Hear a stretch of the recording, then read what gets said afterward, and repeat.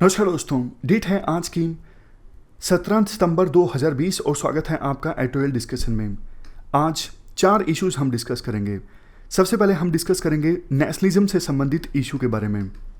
काफ़ी इंपॉर्टेंट और इंटरेस्टिंग ये आर्टिकल है। दूसरे नंबर पे आर्टिकल हम डिस्कस करेंगे डिसेबिलिटी से संबंधित। तीसरे नंबर पे वेस्ट एशिया के न्यू ऑर्डर के बारे में आर्टिकल हम डिस्कस करेंगे और चौथे नंबर पे जुडिशरी की फंक्शनिंग से संबंधित। चलिए डिस्कशन स्टार्ट करते हैं। फर्स्ट इंपॉर्टेंट आर्टिकल नेशनलिज्म से संबंधित है। आप जनरल स्टडी पेपर 2 के इस टॉपिक से आर्टिकल को रिलेट कर सकते हो। ये आर्टिकल लिखा गया है राजीव भार्गव के द्वारा। शुरुआत में आर्टिकल में कहा जाता है, पिछले कुछ दिनों में बहुत सारे राज्यों के चीफ मिनिस्टर्स ने ये शिकायत की है, इंडियन फेडरलिज्म क्राइसिस का सामना कर रहा है। क्यों? क्योंकि विभिन्न राज्यों के सीएम्स की मेन शिकायत ये थी कि जीएसटी की इंप्लीमेंटेशन से पहले सेंट्रल गवर्नमेंट ने कहा था कि भैया आप राजी हो जाइए जीएसटी की इंप्लीमेंटेशन के लिए। अगर आपको रेवेन्यू का कोई लॉस होता है तो 5 साल तक उसका कंपनसेशन हम देंगे, आपको डरने की जरूरत नहीं है। तो काफ़ी सारे स्टेट्स सेंट्रल गवर्नमेंट के इस आश्वासन पर मान गए थे, तभी जीएसटी के लिए वो राजी हुए थे। अब देखो ऑलमोस्ट 3 साल हुए हैं जीएसटी को इंप्लीमेंट हुए। 2017 में जीएसटी का इंप्लीमेंटेशन स्टार्ट हुआ था, लेकिन मार्च अप्रैल में जब कोविड-19 आया तो उसके बाद से हमारे देश की इकोनॉमिक सिचुएशन खराब होना स्टार्ट हो गई और स्टेट्स को, सेंटर को, दोनों को कम रेवेन्यू प्राप्त हुआ। लेकिन स्टेट्स का ये कहना है, आपने जो वादा किया था 2017 से पहले का कि जो भी रेवेन्यू लॉस आपको होगा उसकी भरपाई हम करेंगे, आप उस वादे को निभाइए। जबकि सेंट्रल गवर्नमेंट का ये कहना है, अरे भैया कोविड-19 तो एक्ट ऑफ गॉड है ना, अगर जीएसटी नहीं आया होता तो भी तो आपको कम टैक्स रेवेन्यू प्राप्त होता ना। तो इसको लेके विवाद है और विभिन्न स्टेट्स ने कहा ये तो गलत है, इंडियन फेडरलिज्म जो है वो क्राइसिस का सामना कर रहा है। बट देखो, इस आर्टिकल में राइटर कहते हैं ये जो जीएसटी वाला इश्यू है ना, ये तो सिर्फ टिप इन आइसबर्ग है, मतलब ये कोई बहुत बड़ा इशू नहीं है। मेन जो इशू है अभी फिलहाल हमारे देश में वो है नेशनलिज्म की समझ ना होना। फिर से बोलता हूं, राइटर कहते हैं मेन जो इशू है जिसकी वजह से इंडियन फेडरलिज्म क्राइसिस का सामना कर रहा है वो है नेशनलिज्म की समझ ना होना और सेंट्रल गवर्नमेंट के द्वारा डेमोक्रेटिक प्रिंसिपल्स की अवहेलना करना, मतलब डेमोक्रेटिक प्रिंसिपल्स को इग्नोर करना। इससे पहले कि हम आर्टिकल की डिस्कशन को आगे बढ़ाएं, आप जल्दी से एक सिंपल क्वेश्चन का आंसर दे दीजिए। नेशनलिज्म से आप क्या समझते हो? नेशनलिज्म वर्ड तो आप ऑलमोस्ट डेली बेसिस पे सुनते हो ना, कि श्याम जो है वो नेशनलिस्ट है, मोहन नेशनलिस्ट नहीं है। ऑलमोस्ट डेली बेसिस पे आप ये वर्ड सुनते रहते हो। तो आप बता दीजिए नेशनलिज्म से आप क्या समझते हो? देखो, नेशनलिज्म एक ऐसी आइडियोलॉजी है जो जोर देती है कि नेशन या फिर नेशन स्टेट के प्रति लॉयल्टी, डिवोशन, एलिजियंस। लॉयल्टी का मतलब होता है वफादारी, डिवोशन का मतलब होता है भक्ति, एलिजियंस का मतलब होता है निष्ठा। मतलब ये एक ऐसी आइडियोलॉजी है जो जोर देती है कि आपकी वफादारी होनी चाहिए, आपकी भक्ति होनी चाहिए, निष्ठा होनी चाहिए नेशन या फिर नेशन स्टेट के प्रति। और बाकी जो इंटरेस्ट हैं आपके, चाहे वो इंडिविजुअल इंटरेस्ट हो या फिर ग्रुप इंटरेस्ट हो, उन सब पर भारी पड़नी चाहिए नेशन के प्रति भक्ति, निष्ठा या फिर वफादारी। मैं आपको एग्जाम्पल की सहायता से बताता हूं। मान लीजिए सरकार आपको बोलती है कि चाइनीज मोबाइल का उपयोग आप छोड़ दीजिए, अगर आप ऐसा करते हैं तो ये देश के हित में है। वैसे कोई कानून सरकार ने नहीं बनाया है, सिर्फ आह्वान किया गया है देश की जनता से कि आप चाइनीज मोबाइल का इस्तेमाल करना छोड़ दीजिए क्योंकि ये नेशनल इंटरेस्ट में है। अब आपकी मर्जी है, आप चाइनीज मोबाइल का इस्तेमाल करना छोड़ोगे या फिर नहीं छोड़ोगे। कोई पर्सन है श्याम, वैसे तो देखो श्याम ने अभी अभी OnePlus का मोबाइल खरीदा है 50,000 का, लेकिन चूंकि सरकार ने ये बोल दिया है कि चाइनीज मोबाइल का इस्तेमाल अगर आप नहीं करते हो तो ये देश हित में है, तो श्याम ने सरकार की बात मानते हुए और नेशनल इंटरेस्ट में काम करते हुए वो मोबाइल छोड़ दिया।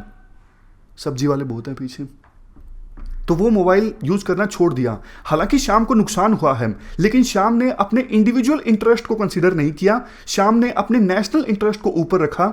तो ये एक एग्जाम्पल है नेशनलिज्म का, मतलब श्याम जो है वो नेशनलिस्ट है। इवन आप इससे भी सिंपल एग्जांपल ले लीजिए।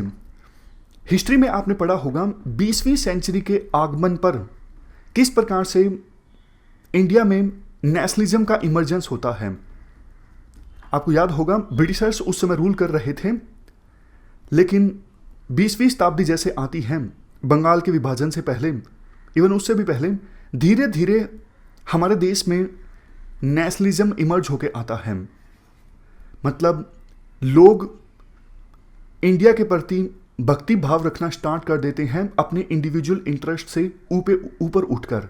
तभी तो आज़ादी के लिए जो लड़ाई है वो जोर पकड़ती है ना। देखो, नेशनलिज्म जो है वो नेशन के लोगों के बीच एक सेंस ऑफ यूनिटी प्रोवाइड करता है। जैसे देखो 20वीं शताब्दी के शुरुआत में जब नेशनलिज्म इमर्ज होके आया तो एक फीलिंग आई ना हमारे देश के लोगों में कि हम सब एक हैं। मतलब नेशनलिज्म इमर्ज होके आया, इसका मतलब नेशन के लोगों के बीच एक यूनिटी इमर्ज होके आई कि हम सब एक हैं। ब्रिटिशर्स ने हमारे देश पर कब्जा करके रखा है, हमें मिलके ब्रिटिशर्स से आज़ादी पानी है। ये सिर्फ एक एग्जाम्पल है। मतलब कहने का मतलब ये है, पॉइंट ये है कि नेशनलिज्म एक सेंस ऑफ यूनिटी प्रोवाइड करता है नेशन के लोगों के बीच।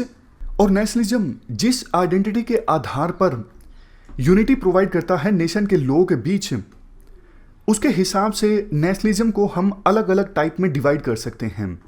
मेनली देखो, राइटर नेशनलिज्म के 3 टाइप्स यहाँ पे बताते हैं।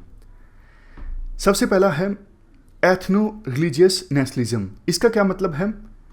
जैसे देखो, आज़ादी से पहले कुछ लोग ये बोला करते थे कि हिंदुओं के लिए अलग से देश होना चाहिए इंडिया, और कुछ लोग ये बोला करते थे मुस्लिम्स के लिए अलग से देश होना चाहिए पाकिस्तान।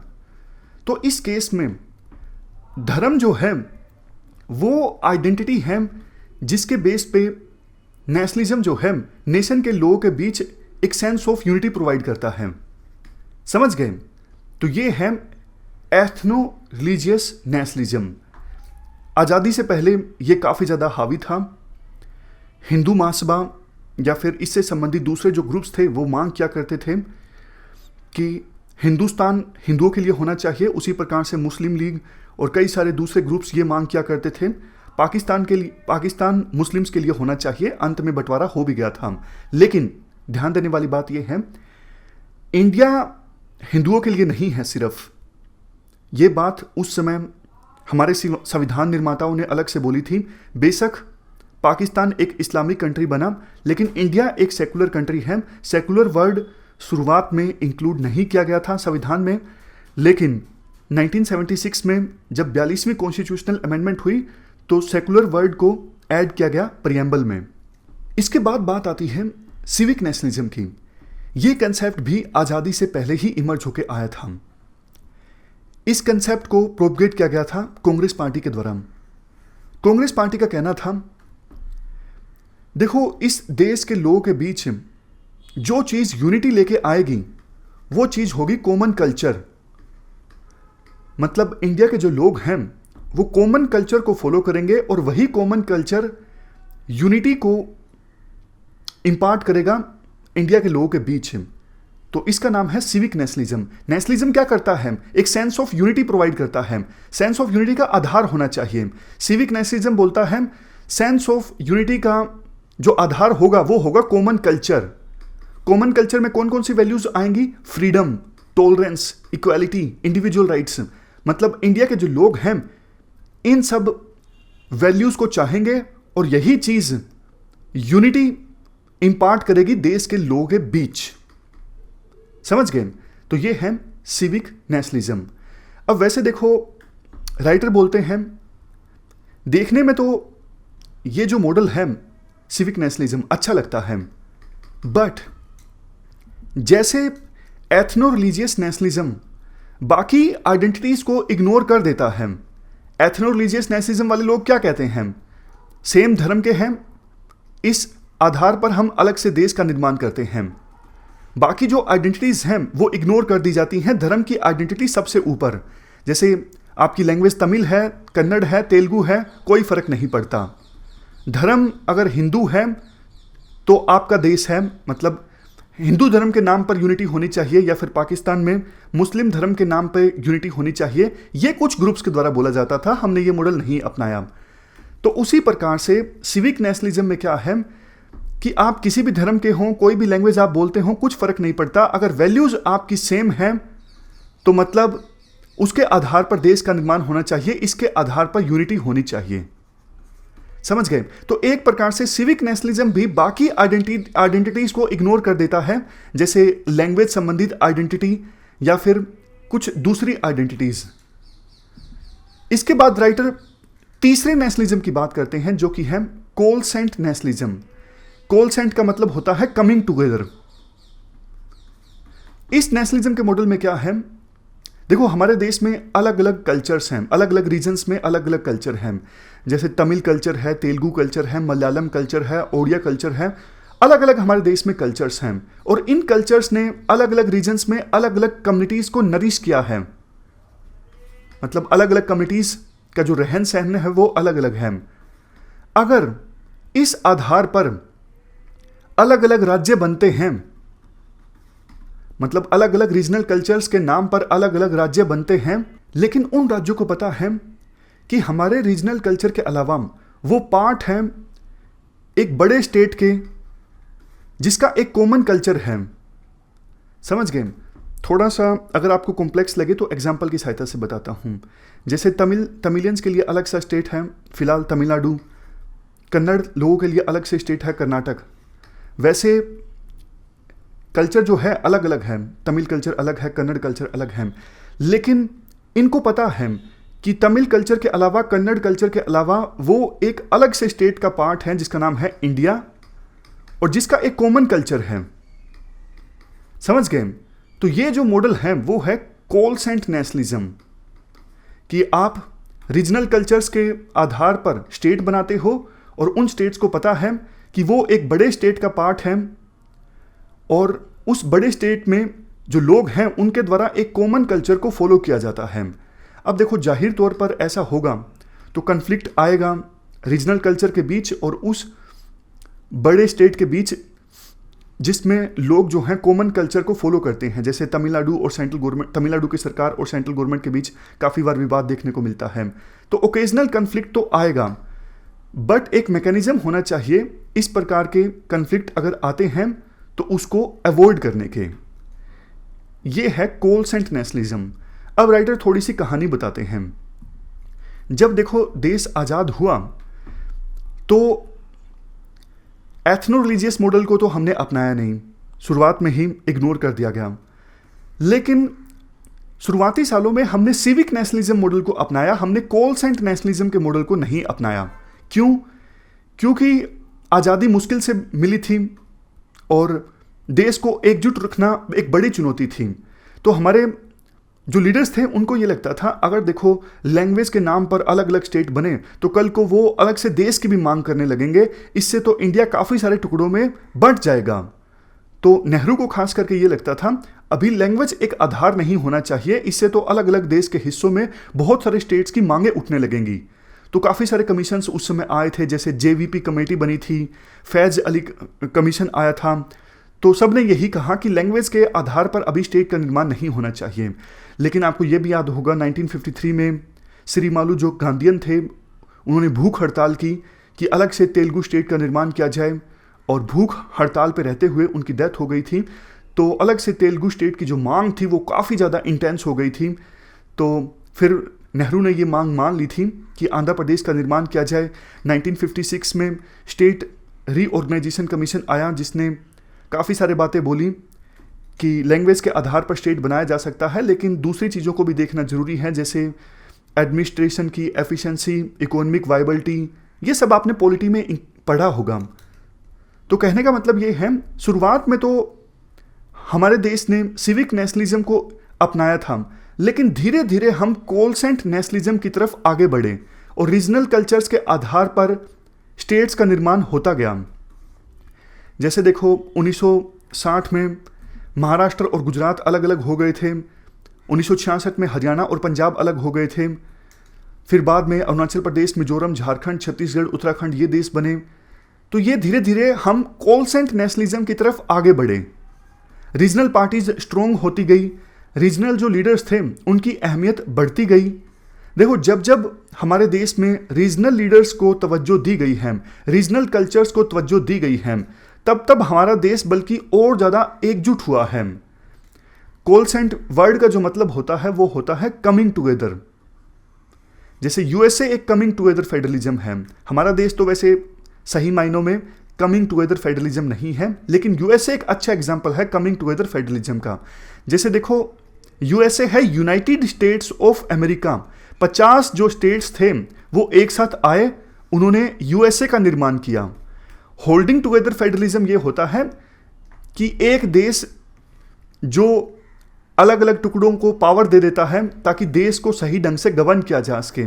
जैसे हमारा देश जब आज़ाद हुआ था तो थोड़ी ना हमारे देश में 29 राज्य थे या फिर 28 राज्य थे, क्योंकि अब तो जम्मू एंड कश्मीर राज्य नहीं रहा। तो देखो, उस समय सिर्फ इंडिया का निर्माण हुआ था, लेकिन आगे जैसे जैसे आगे हम गए अलग अलग राज्यों का निर्माण होता गया। तो इंडिया एक एग्जाम्पल है होल्डिंग टुगेदर फेडरलिज्म का। लेकिन राइटर अपनी तरफ से ये बोलते हैं कोलसेंट जो नेशनलिज्म है उसको तवज्जो देनी चाहिए सरकार को, रीजनल कल्चर्स को तवज्जो देनी चाहिए, रीजनल लीडर्स को तवज्जो देनी चाहिए। इससे हमारा जो देश है बल्कि और ज़्यादा स्ट्रोंग होगा। इसके साथ साथ देखो, राइटर लास्ट में ये भी बोलते हैं पास्ट में ये देखा गया है अगर इंडिया में कुछ रीजन्स को डिसरिस्पेक्टफुली ट्रीट किया जाता है और डेमोक्रेटिक फंक्शनिंग को छोड़ दिया जाता है, तो फिर उस रीजन में powerful even violent force emerge होकर आती हैं, जिससे ना सिर्फ उस देश में बल्कि ना सिर्फ उस रीजन में बल्कि पूरे देश में इंस्टेबिलिटी इमर्ज होकर आती है। तो इस प्रकार से इस आर्टिकल में राइटर कोलसेंट नेशनलिज्म की बात करते हैं। चलते हैं आगे। अगला आर्टिकल डिसेबिलिटी से संबंधित है। आप जनरल स्टडी पेपर 1 के इस टॉपिक से आर्टिकल को रिलेट कर सकते हो। देखो, 75 ईयर्स पूरे हो चुके हैं यूनाइटेड नेशंस को बने, और यूनाइटेड नेशंस का जब निर्माण हुआ था तो उससे पहले आपको याद होगा सेकेंड वर्ल्ड वार हुआ था।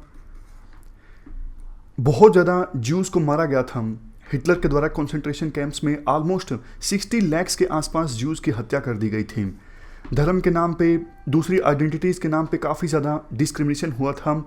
तो यूएन का निर्माण ही इस कंसेप्ट पे आधार पर किया गया था कि डिस्क्रिमिनेशन नहीं होना चाहिए। विभिन्न जो लोग हैं वर्ल्ड में वो टॉलरेंस को प्रैक्टिस करें, अलग अलग धर्मों के लोगों के प्रति टॉलरेंस होनी चाहिए, और इक्वालिटी की वैल्यू को इंडोर्स किया गया था यूएन के द्वारा। तो अब 75 ईयर्स पूरे हो चुके हैं यूएन को बने। आर्टिकल में शुरुआत में ये कहा जाता है अगर देखो जिन वैल्यूज़ के आधार पर यूएन का निर्माण हुआ था हमें उन वैल्यूज़ को सहेज के रखना है, तो आज भी वर्ल्ड में जो मार्जिनलाइज्ड कम्युनिटीज़ हैं, जो अभी हाशिए पर हैं, मेन स्ट्रीम में नहीं हैं डेवलपमेंट के मामले में, उनको मेन स्ट्रीम में लाना होगा। और ऐसी ही एक सबसे बड़ी कम्युनिटी है डिसेबल्स की कम्युनिटी।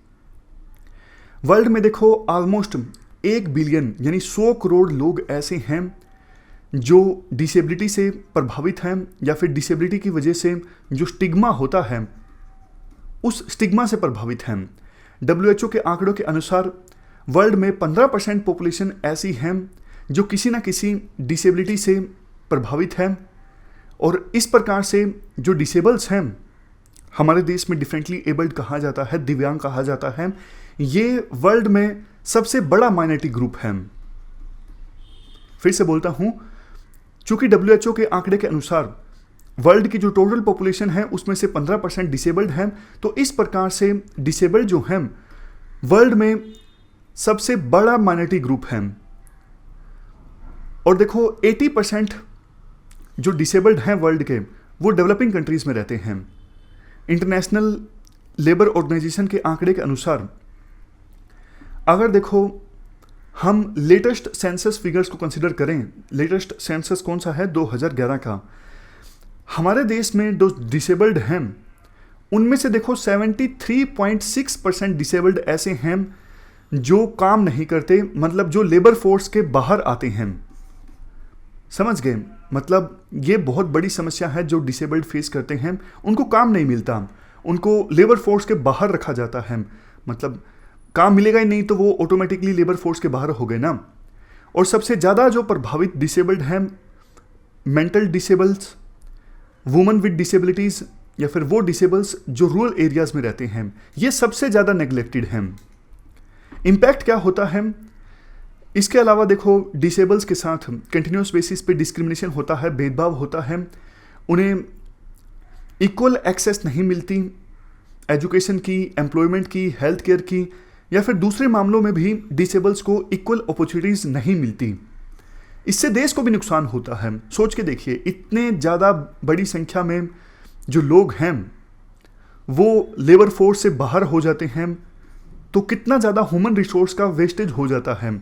अगर यही ह्यूमन रिसोर्स देश के काम आता तो देश कितनी तरक्की करता, देश की जीडीपी में कितनी वृद्धि होती।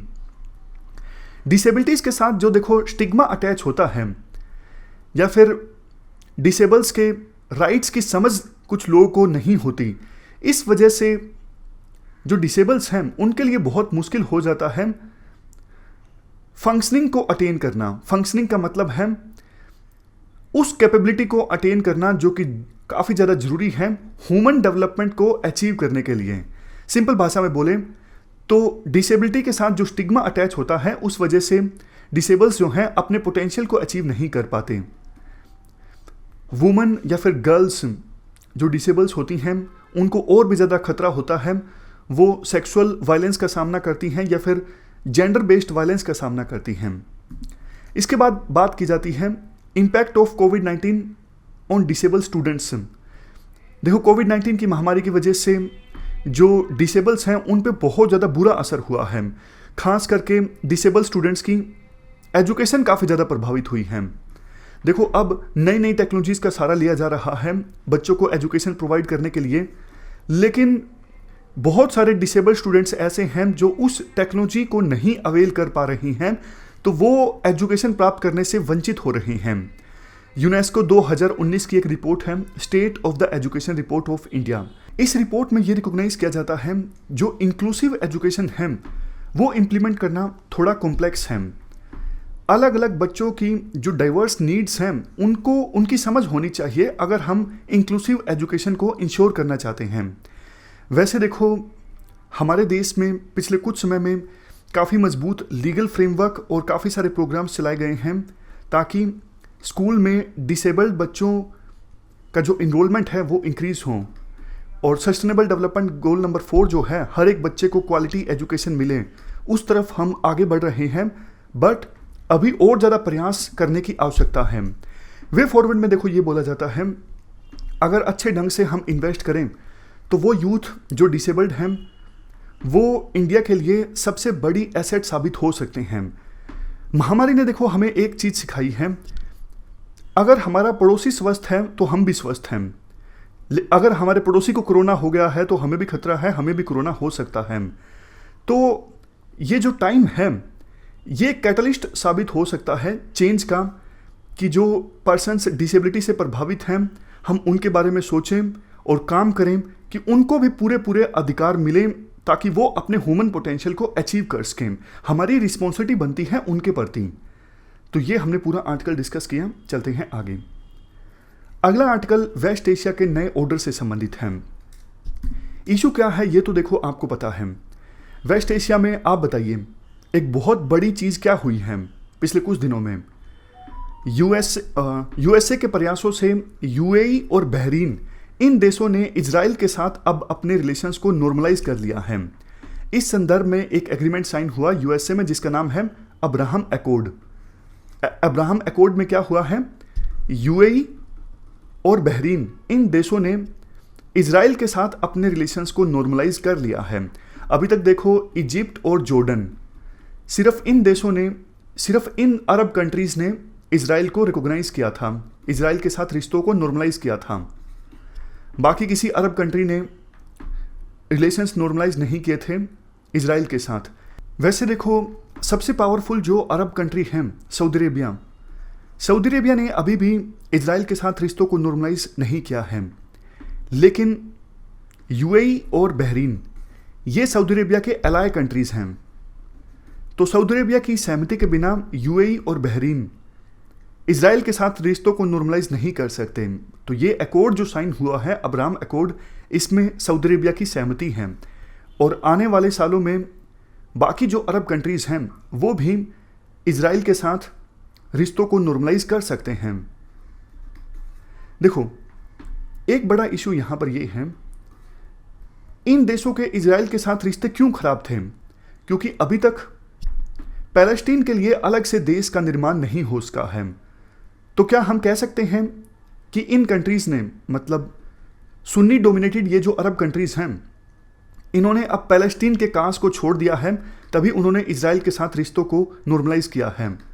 एक्सपर्ट्स का कहना है हाँ, अब ये माना जा सकता है सुन्नी डोमिनेटेड अरब कंट्रीज़ के लिए पैलेस्टीन का काज अब उतना ज़्यादा इम्पोर्टेंट नहीं है जितना पहले था। बट इसके साथ साथ एक बात ये समझने की आवश्यकता है कि पैलेस्टीन का जो इशू है इतनी जल्दी इग्नोरेंस में नहीं जाने वाला है, क्योंकि अब इस इशू को तवज्जो दी जाएगी दूसरे मुस्लिम कंट्रीज़ के द्वारा, जैसे ईरान, टर्की। ये जो नॉन अरब कंट्रीज़ हैं ये अब पैलेस्टीन के इशू को जोर शोर से उठाने की कोशिश करेंगे ताकि मुस्लिम वर्ल्ड की लीडरशिप को हासिल किया जा सके। उसके बाद आर्टिकल में ट्रंप के बारे में बोला जाता है कि वैसे देखो, ट्रंप की फॉरेन पॉलिसी पर बहुत सारे क्वेश्चंस उठे हैं, जैसे नॉर्थ कोरिया को लेके जो उनकी फॉरेन पॉलिसी थी वो सफल साबित नहीं हो सकी, ईरान को लेके ट्रंप की फॉरेन पॉलिसी सफल साबित नहीं हो सकी।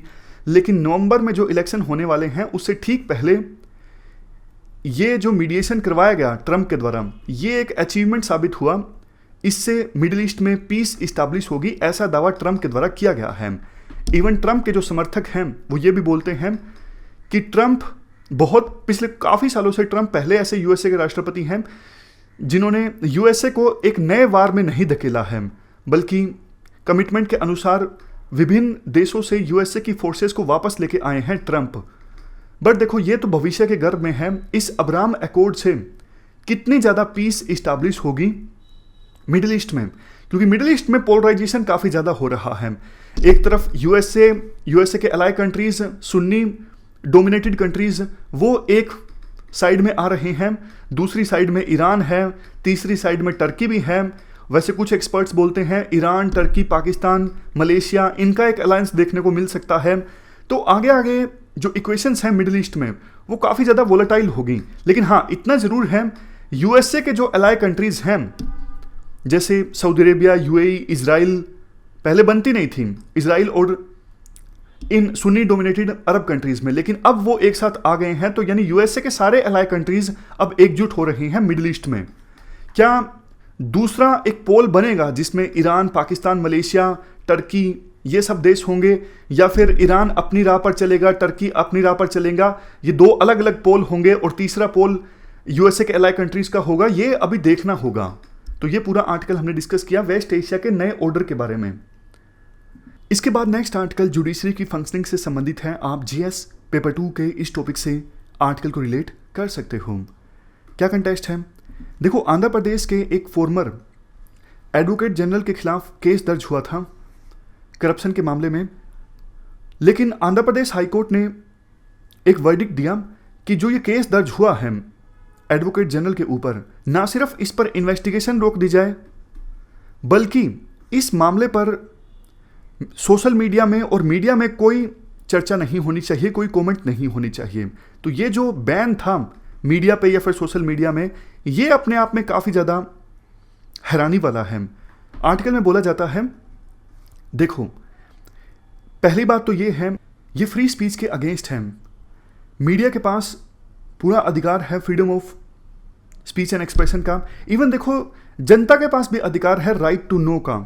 तो ना सिर्फ मीडिया के अधिकारों के अगेंस्ट है आंध्र प्रदेश हाईकोर्ट का ये ऑर्डर, बल्कि जनता के पास भी अधिकार है इंफॉर्मेशन रिसीव करने का, जानने का। तो उसके भी विरुद्ध है ये जो ऑर्डर पास किया गया है आंध्र प्रदेश की हाईकोर्ट के द्वारा। देखो, आमतौर पर ऐसा जो ऑर्डर है वो तब जारी किया जाता है कोर्ट के द्वारा अगर मीडिया ट्रायल चल रहा हो, मतलब मीडिया कुछ ऐसा रिपोर्ट कर रहा हो जिससे जस्टिस में रुकावट आ रही है, तब ऐसा ऑर्डर जारी किया जाता है कोर्ट के द्वारा। बट अभी क्या हो रहा है, इवन कोर्ट ने इन्वेस्टिगेशन पर भी स्टे लगा दिया है। जब देखो इन्वेस्टिगेशन ही नहीं हो रही है तो फिर मीडिया पर बैन लगाने का कोई मतलब बनता नहीं था। आमतौर पर ऐसा कई बार देखा जाता है कि किसी स्टेट ऑफिशियल पर सरकार जो है जानबूझ के केस दर्ज कर लेती है अपनी दुश्मनी निकालने के लिए, क्योंकि उस स्टेट ऑफिशियल ने पिछले सरकार का साथ दिया था। तो हो सकता है इस केस में भी जो फॉर्मर एडवोकेट जनरल हैं उनके खिलाफ जो केस दर्ज हुआ है वो पॉलिटिकल वेंडेटा के चलते हुआ हो। बट देखो, अगर मीडिया कुछ बोलेगी तभी तो जनता को पता लगेगा ना कि केस दर्ज क्यों हुआ है। पूरी तरह से ही रोक लगा देना कि आप कुछ पब्लिश नहीं कर सकते, ये तो डेमोक्रेसी के भी अगेंस्ट है, कॉन्स्टिट्यूशनल वैल्यूज के भी अगेंस्ट है। तो एक बैलेंस इस्टेब्लिश करना जरूरी है कि जो केस चल रहा है और जो आरोपी हैं उस केस में, उसके खिलाफ कोई मीडिया ट्रायल ना चले या फिर कुछ ऐसा ना हो जिससे जस्टिस में रुकावट आए। बट पूरी तरह से बैन लगा देना मीडिया पे, सोशल मीडिया पे आप इस केस को रिपोर्ट ही नहीं कर सकते, ये तो गलत है। खैर, इसके अलावा एक काफ़ी अच्छा वर्डिक्ट सुप्रीम कोर्ट के द्वारा दिया गया। एक न्यूज़ चैनल कुछ एपिसोड्स पब्लिश कर रहा था यूपीएससी जिहाद से संबंधित, और उन एपिसोड्स को पब्लिश करने पर सुप्रीम कोर्ट ने रोक लगा दी। सुप्रीम कोर्ट ने कहा कि एक धर्म के लोगों का विलिफिकेशन नहीं हो सकता, ये कहते हुए सुप्रीम कोर्ट ने उन एपिसोड्स को एयर करने पर रोक लगा दी। तो एक प्रकार से सुप्रीम कोर्ट ने इस वर्डिक्ट में freedom of right and expression और हेट प्रोपगेशन दोनों के बीच में डिफरेंस क्रिएट किया है। Freedom of speech and expression के नाम पे आप हेट को स्प्रेड नहीं कर सकते, स्ट्रॉन्ग मैसेज सुप्रीम कोर्ट के द्वारा दिया गया है। तो ये थी हमारी आज की डिस्कशन। आज हमने 4 इश्यूज को डिस्कस किया। Thank you very much for discussion.